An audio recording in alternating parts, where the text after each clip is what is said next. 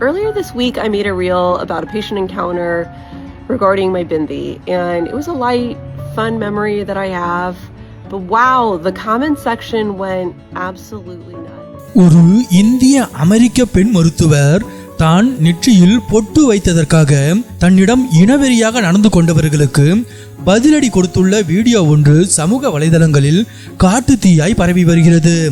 மருத்துவர் கரிஷ்மா ரெட்டி தான் நெற்றியில் பொட்டு வைப்பது தொடர்பாக ஒரு நோயாளியிடம் பேசிய அழகான நிகழ்வை பற்றி தனது சமூக வலைதள பக்கத்தில் ஒரு ஜாலியான வீடியோவை வெளியிட்டிருந்தார்.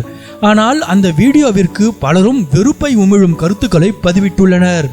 அமெரிக்காவிலேயே பிறந்து வளர்ந்தவராக இருந்த போதிலும் பல பயனர்கள் அவரை நீ இந்தியாவிற்கு திரும்பிப்போ என்று கூறி தாக்கியுள்ளனர்.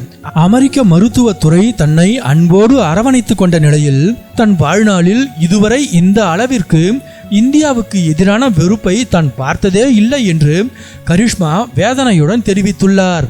நான் என் வாழ்நாளின் பெரும் பகுதியை மருத்துவமனைகளிலும் கிளினிக்குகளிலும் கழித்ததால் எனக்கு இதை பற்றி தெரியாமல் இருந்திருக்கலாம். ஏனென்றால் மருத்துவத்துறையில் இந்தியர்கள் ஒரு சிறுபான்மையினராக பார்க்கப்படுவதில்லை.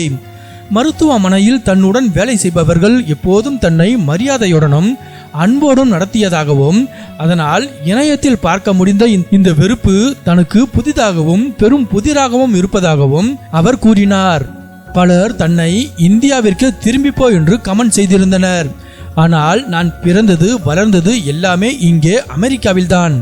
அது மட்டுமில்லாமல் பசுமாடுகளை பற்றிய பலர் பேசி வந்தார்கள். அதை தெளிவுபடுத்த விரும்புகிறேன். இந்துக்கள் மாட்டு இறைச்சியை சாப்பிடுவதில்லை. அதற்கு எந்த ஒரு இந்து புனித நூலும் காரணமில்லை.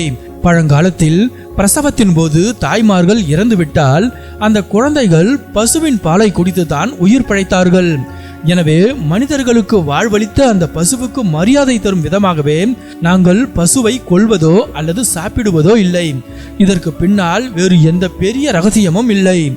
மக்கள் இணையத்தில் எந்த ஒரு தயக்கமும் இன்றி இவ்வளவு வெறுப்பு கருத்துக்களை பதிவிடுவது தனக்கு வருத்தம் அளிப்பதாக கூறிய அவர் மற்றவர்களிடம் அன்பாக இருப்பதற்கு செலவு ஒன்றும் ஆகிவிடப் போவதில்லை என்றும் கூறினார்.